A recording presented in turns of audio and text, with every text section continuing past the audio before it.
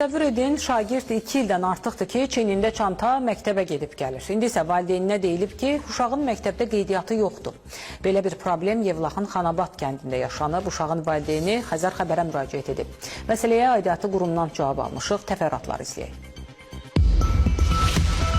2 il öncə məktəb hazırlıq qruplarına yazılıb. İndi isə valideynlərinə qeydiyyata alınmadığı bildirilib. Yevlaxın Xanabad kəndində yaşayan valideyn İlhamə Namazova üzləşdiyi problemlə bağlı Xəzər xəbərin WhatsApp qaynar xəttinə müraciət edib.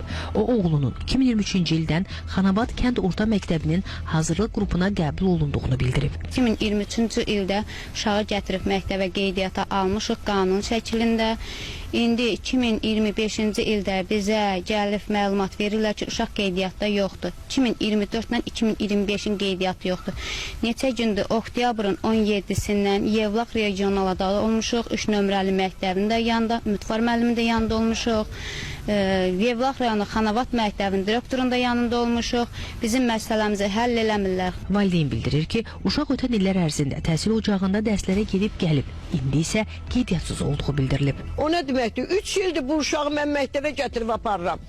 Nətər yəni bu, siz nətər müəllimsiniz ki, bu uşaq indi qeydiyyatda indi görsəndə olmadığı. Ondan qabaq da getmişik Mütvar müəllimin yanına, Yevlağa.